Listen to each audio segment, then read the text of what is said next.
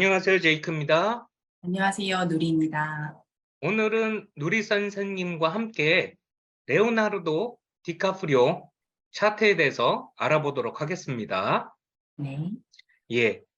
저는 처음에 이 차트를 봤을 때 참 재밌다고 생각하는 게 뭐였냐면은요. 어센던트 사인이 천칭자리, 리브라, 네. 면서, 명왕성이랑 컨정션이죠. 네. 어센던트에. 근데 디카프리오의 태양을 보니까는요, 반복이에요. 태양하고 금성, 그렇죠? 리브라의 천칭의 지배 행성이면서 사인은 정갈자리야.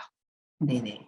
예, 그렇기 때문에 어떻게 보면 디카프리오 어센던트와 디카프리오 태양은 굉장히 비슷한 구조를 갖고 있다. 네. 어센던트나 태양 둘 다 자기 자신을 상징하는 지표이다 보니까 그렇죠. 이미지라던가 정체성에 있어서 리브라와 스콜피오가 섞인 듯한 그렇죠. 이미지를 주겠죠. 예, 그리고 제가 또 느끼기에는 남이 보는 나의 이미지, 어떻게 보면 어센던트가 가면의 이미지잖아요. 네네. 근데 가면 이미지가 아닐 것 같다는 얘기예요. 남이 보는 이미지가 디카프리오 네. 자신의 이미지와 거의 비슷하지 않을까. 실제 이미지이기도 하면서 자신이 원한 어떤 이상적인 자기 모습과도 일치한다고 볼 수 있죠. 예, 예, 예. 자, 그래서 한번 우리가 디카프리오의 출연작들을 한번 생각해 보면은 네. 이 두 개의 요소가 굉장히 많이 섞여 있는 작품들이 있다고 볼 수 있겠죠. 네네. 먼저 아역으로 데뷔를 했었잖아요. 그렇죠. 네. 유명한 길버트 그레이프. 예, 예, 예. 장애가 있는 소년으로 예, 데뷔를 예, 했었고요. 예. 그다음에 유명했던 작품이 또 로미오와 줄리엣에서는 그렇죠. 10대 그 소녀들에게 굉장히 인기 많았던 미소년 아이돌이었죠. 예, 예.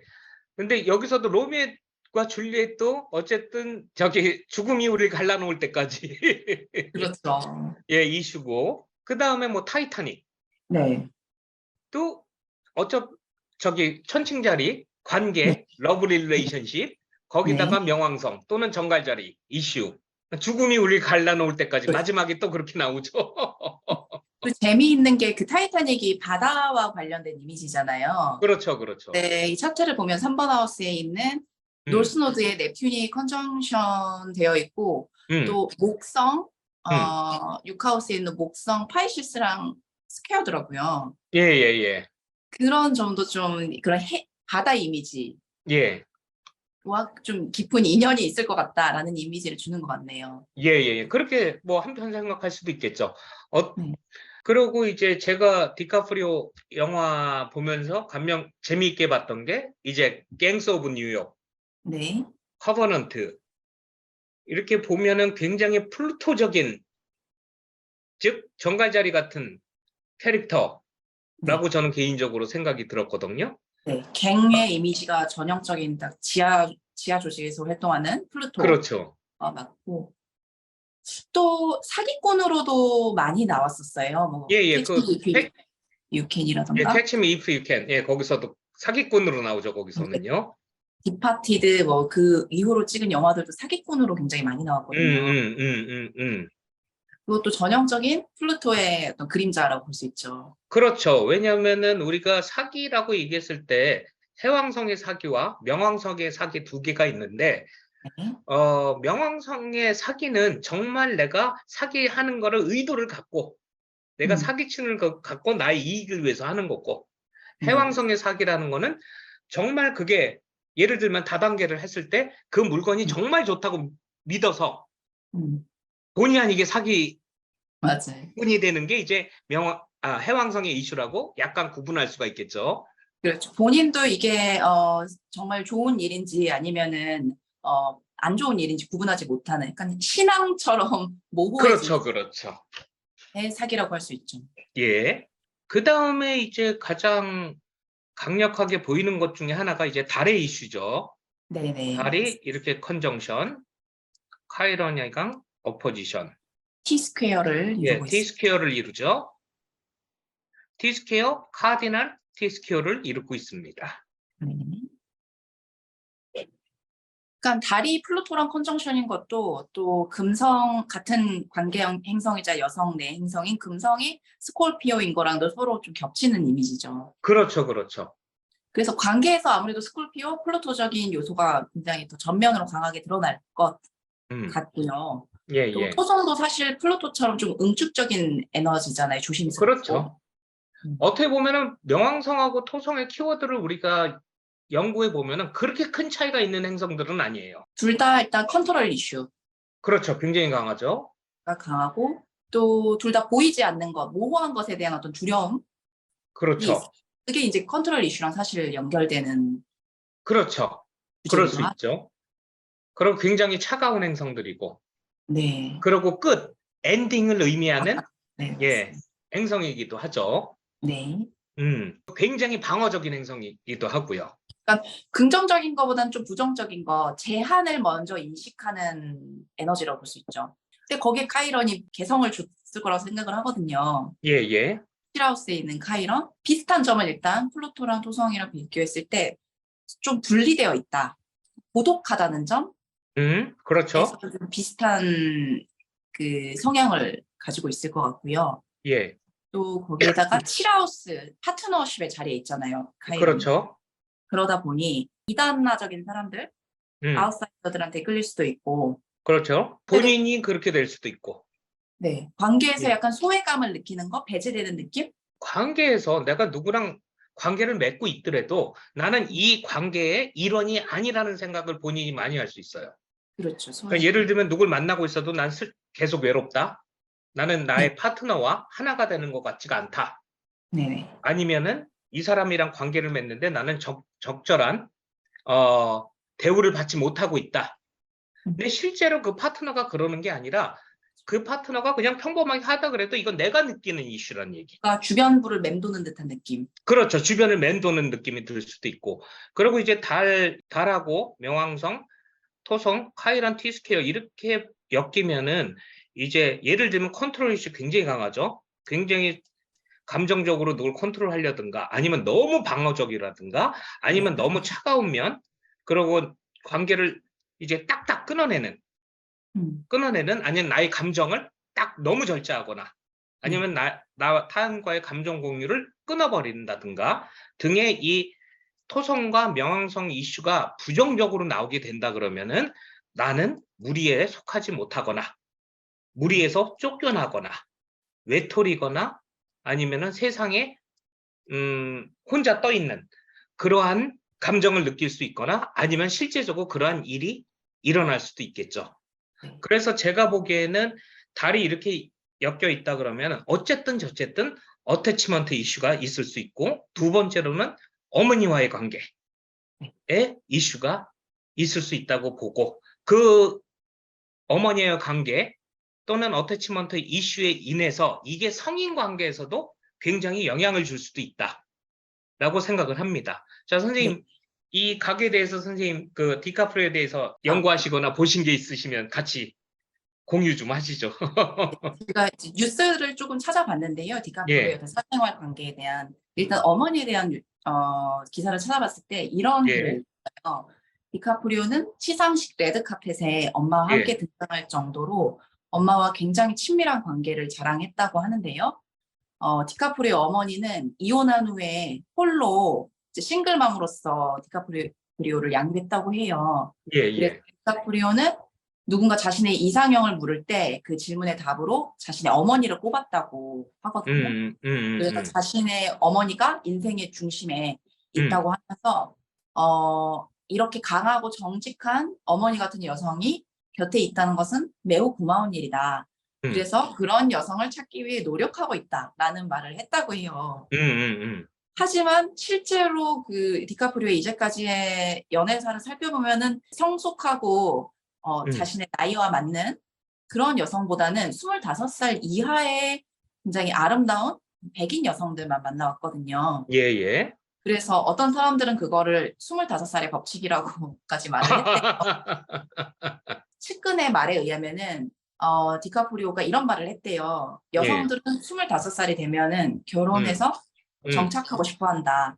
근데 음, 그것은 본인이 원하는 일이 아니기 때문에 그는 가족을 원하지 않으며 그를 압박할 수 있는 여성이 주변에 있기를 원하지 않는다라고 설명했다고 해요. 괴리가 있는 것 같아요. 자신의 어머니에 대한 얘기를 할 때는 이렇게 책임감 있고 강한 여성을 만나고 싶다라고 하면서 실제로는 그런 구속받는 걸 싫어하기 때문에 25살 이하만 만난다라고 하는 그 모순점이 있잖아요. 예, 예, 예. 저는 그게 바로 이 달 플루토 또 토성 이슈랑 예. 또 금성 음.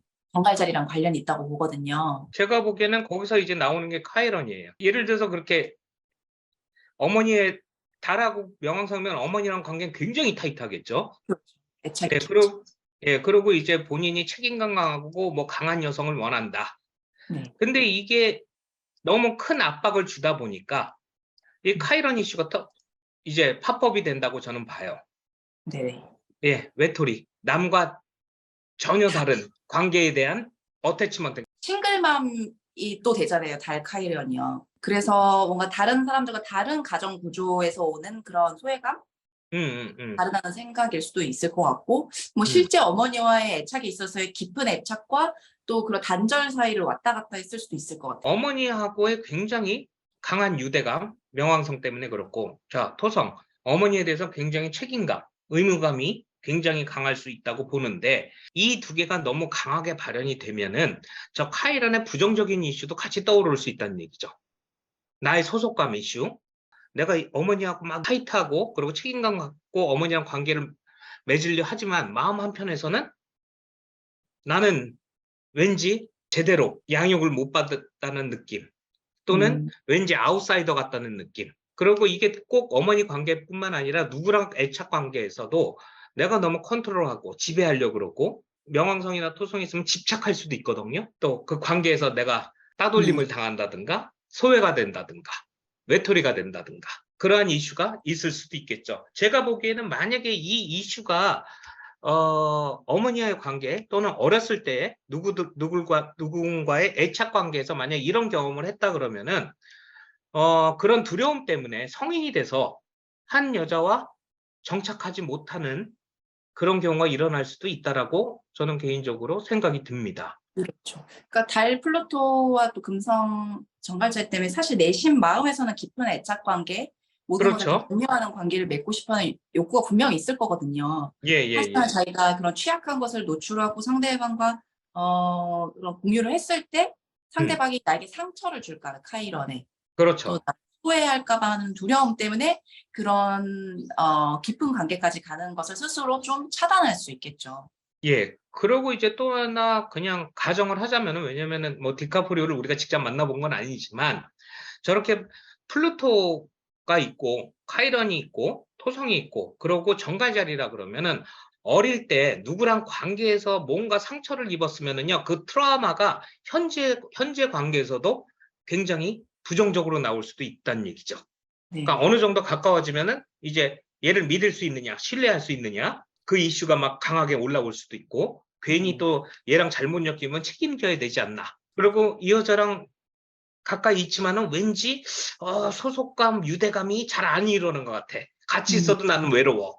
뭐 등등의 이런 이슈 때문에 아마 정착을 하지 못하지 않았을까라는 네. 이제 가정을 해볼 수도 있고. 그리고 또 모델들을 주로 만났다고 하거든요. 25살 이하. 그건 저 어떻게 이제 해석을 했냐면은 태양이 금성이랑 컨정션이잖아요.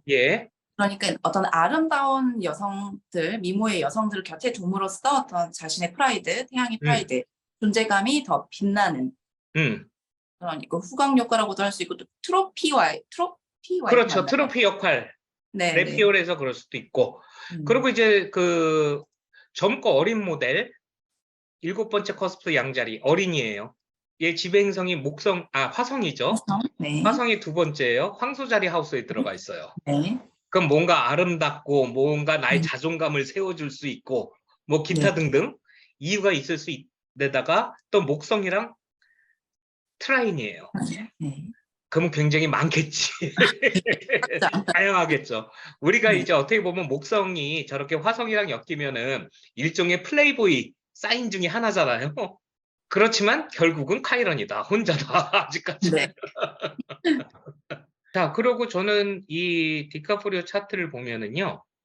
천왕성하고 수성하고 컨정션이에요.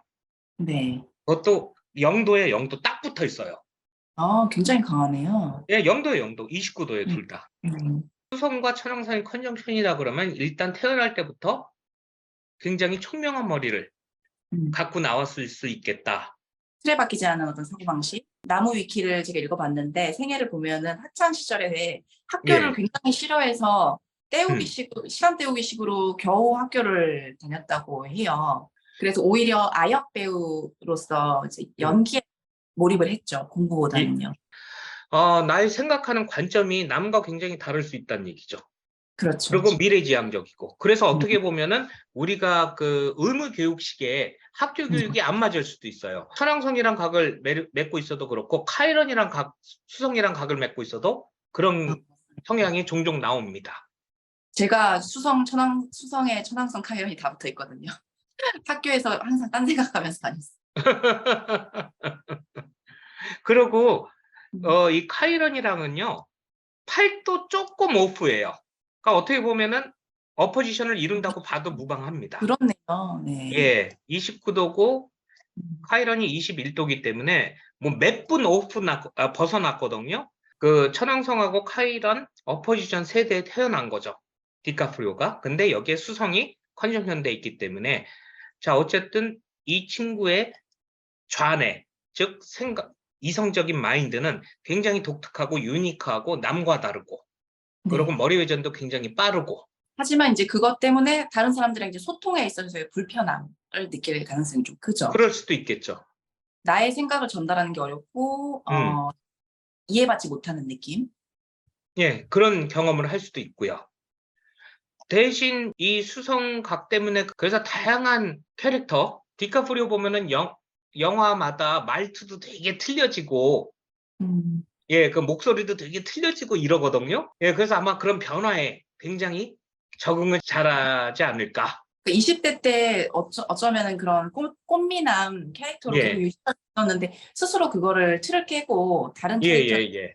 시도한 게 어쩌면 수성, 천왕성, 예, 저도 그렇게 연관이 예, 볼 있어요. 수 있습니다. 그리고 디카프리오가 이제 그 명왕성하고 정갈자리 성향도 굉장히 강하잖아요. 그러면은 자존심, 명예, 힘, 권력도 굉장히 강한데 단순히 나의 연기력을 평가하는 게 아니라 자꾸 꽃미남으로 밀고 가려는 그런 거에 대해서 상당히 자존심 상해했을 수도 있어요. 그리고 이제 또 재밌는 게 우리가 직업을 볼 때 2, 6, 10 하우스를 고려하죠. 이 세 개 보니까 다 물사인이야. 뭔가 감성적이고, 그죠? 예술. 뭔가 예술적이고, 뭔가 창의적인 네. 그런 전체적인 성향이 좀 있을 수 있다. 특히 직업적인 영역에서. 또 노드도 우리가 직업 영역에서 많이 보는데 노스노드 그렇죠. 이랑 컨정션이고 또 그 스퀘어로 거쳐가는 행성이 이제 목성, 파이시스인. 목성입니다. 목성 파이시스입니다. 그렇기 때문에 직업적으로도 이 목성 파이시스 강력하다고 볼 수 있습니다. 네네. 자, 어쨌든 디카프리오 차트를 딱 보면은 일에 굉장히 특화되어 있는 차트다. 맞아요. 일단 260 하우스에 행성이 다 앉아 있어요. 두 번째 하우스가 이제 나를 세상에 팔아먹을 능력이잖아요. 네. 거기에 화성입니다 그러면은 나의 뭐 운동 능력이 될 수도 있고요. 외적 능력이 될 수도 있고, 섹스 어필, 나의 성적 능력이 될 수도 있고, 거기다가 태양이면 자기 자신이고, 그 둘 다 그러고, 남성성의 행성이니까. 예, 예, 네. 그렇죠. 근데 여기 또 여성성의 행성도 있어. 뷰티, 아름다움, 조화로움, 또 여섯 번째 직업에 또 목성의 파이시스, 또 노드랑도 스퀘어죠. 네. 그리고 열 번째 토성. 근데 여기서 재밌는 구조가 이 두 번째 하우스 룰러 화성과 얘랑은 트라인이고요. 또 이 열 번째 MC의 열 번째 하우스에 있는 토성과 이 태양하고 비너스도 또 트라인이야. 직업적으로 이 서로의 에너지들이 굉장히 조화롭게 상호 보완 적용을 잘 하지 않았을까. 그 직업적인 탤런트가 있다고 볼 예. 수 있어요. 기프트가요. 그래서 단순히 이 행성들이 2, 6, 10에만 있는 게 아니라 2, 6, 10에 위치하면서도 서로 또 각을 이루고 네. 영향을 주고받고 있기 때문에 어떻게 보면은 진짜 직업적, 일적 또는 사회적으로는 굉장히 강한 메시지를 주는 차트가 아닐까 생각을 합니다. 그리고 이 10번째 토성을 보면은 디카프리오가 연기만 하는 게 아니라 제작도 하고 뭐 편집도 하고 뭐 다 해요. 그 아마 자기 프로덕션이 있을 거예요. 연기만 하는 게 아니라 실제적으로 뭐 제작 참여도 하고 특히 이제 이 디카프리오가 굉장한 환경 운동가거든요. 그것도 해양 환경에 관심이 많다고 하더라고요. 예. 그래서 그런 저기 뭐야 그 환경 관련 다큐멘터리 뭐 기타 등등의 제작 지원도 하고 후원도 하고 네. 예. 그것도 역시 노드의 넵튠도 목성 스퀘어랑도 관련이 있는 것 같아요. 그렇게 볼 수도 있을 것 같아요. 그래서 이 10번째 토성은 내가 어떤 자리에서 책임지는 위치, 그 명예와 지위가 되게 중요하잖아요. 네. 그래서 디카프리오가 그냥 연기자만 해도 충분히 될 수 있지만 사회에서 뭐를 구축하고 이루고 예, 책임자 역할을 하고 싶어 하는 것도 이 10번째 토성의 영향이 아닐까. 그러면서도 그 또 10번 하우스의 커스프가 MC가 계자리이기 때문에 예. 양육, 돌봄, 정서적인 디카프리오가 그 해양의 환경운동에 굉장히 관심을 보이는 게 선생님 말씀대로 이 노드는 그거잖아요. 나 인생의 목적지잖아요. 네. 이쪽은 내가 부여받은 거고 네. 여기서 일로 가는데 목성이 이제 태클을 거는 거죠. 나를 지려밟고 가라고. 네. 목성 사인도 물고기 자리야. 예, 그래서 아마 이 두 개 때문에 그런 쪽에 관심을 보이지 않을까? 예, 라지만은 근데 특별히 차트에서 다른 걸로 봐서 이 친구가 환경운동에 앞장선다. 이유를 찾아라 그러면 솔직히 잘은 모르겠어. 네. 이거 이외에는요. 노드의 영향이 제일 클 것 같아요. 최악으로 이 사람이 나쁜 놈이다. 그러면은 환경운동을 저기 지원하고 거기에 열정적인 이유가 내가 권력을 갖기 위해서, 명예를 갖기 위해서 그 환경운동을 수단으로 쓸 수도 있다고 볼 수 있죠. 왜냐면은 이렇게 돼 있잖아요. 힘의 이슈가. 예, 힘의 이슈. 여기서 플루토든 토성이든 힘과 권력에 대한 욕구는 굉장히 강해요. 영향력을 미치고 싶은 욕구죠. 탐구 말씀하세요. 하우스에 노드가 있다는 거는 어떤 음. 나의 메시지를 전달하고 싶다는 욕구거든요. 그렇지. 예. 거기 목성까지 지금 스퀘어로 되어 있으니까 더더욱 나의 어떤 메시지를 사람들에게 전달하고 싶다. 그게 또 권력 이슈랑 겹치면 사실 교주 이런 게 될 수 있잖아요. 그렇죠. 그래서 종종 이런 구조의 차트, 토성이나 명왕성이 강하게 발현되는 차트 또는 정갈자리 또는 염소자리가 강하게 발현되는 차트 중에서 정말 나쁘게 사용되면은요, 종교를 나의 권력으로 이용한다든가, 남을 도와주는 봉사활동을 나의 권력을 취하기 위해서 이용한다든가, 우리가 디카프리오의 속마음은 모르겠지만은 환경운동을 하는 이유가 정말 내가 거기 이슈에 굉장히 관심이 많아서 할지, 아니면은 나의 그 명예, 힘, 권력을 얻기 위해서 하는 건지. 물론 디카프리오들은 기분 나쁘겠지만은 우리는 그냥 차트상으로 그런 합리적인 의심도 해볼 수 있다는 얘기예요. 그리고 재밌는 게 그 타이타닉 나왔을 때 1997년 트렌티스 봤을 때 그런 확장의 에너지가 오는데 그거보다 이게 여러 가지 에너지가 영향을 줘요. 97년에. 근데 선생님 재밌는 게 98년에 카이런 트랜짓이 메인으로 와요. 근데 이때 디카프리오가 환경 운동을 본격적으로 시작할 때예요. 98년이. 네이탈 차트에서는 솔직히 막 그렇게 확 보인다고는 얘기는 할 수 없는데 그 98년 트랜짓 이 친구가 이제 환경 운동 막 그거 할 때 카이런 트렌지 딱 보고 야 이때 이 영향을 받아서 그런가? 라는 생각은 하게 됐어요. 그러면은 어떤 연민심? 소외받은 자들에 대한 소외받은 자연에 대한 어떤 연민심 때문에 시작을 했다고 볼 수 있을까요? 뭐 그럴 수도 있고 카이런이 기본적으로 이제 카이런이 동굴에 가서 자기를 치료하는데 다 그 대체요법들이잖아요. 네네. 약초, 풀, 치유의 예, 치유, 힐링 그 키워드가 이제 왔는데 그 키워드 플러스 이제 그 글로벌한 거 전체적으로 사회가 병들고 예, 환경이 병들었다는 뭐 본인의 기존에 갖고 있는 생각과 이 트랜짓 에너지의 영향력과 겹쳐져서 이때부터 본격적으로 환경 네. 운동가가 되지 않았을까 생각합니다. 어떻게 어스펙트로 왔었나요? 97년부터 왔거든요. 카이런이랑 수성이랑 컨정션. 카이런하고 태양하고 컨정션이 돼요. 그러면은 이건 치유자로서의 아이덴티티를 획득했다고 할 수도 있겠네요. 그렇죠. 자, 그래서 97년에서 98년 트랜짓을 보면은 뭐 여러 트랜짓이 있지만 첫 번째로 7년에 카이런 트랜짓이 97년에 수성과 컨정션 네. 되고 98년에 태양과 컨정션을 이룹니다. 카이런이. 네. 그래서 97년, 98년 굉장히 카이런 이슈가 굉장히 강한 해였다. 근데 우연치 않게 이 카이런이 태양과 컨정션이 됐을 때 디카프리오가 본격적인 환경운동을 시작한 해라고 이 전기를 위키피디아 봤을 때 그렇게 나오더라고요.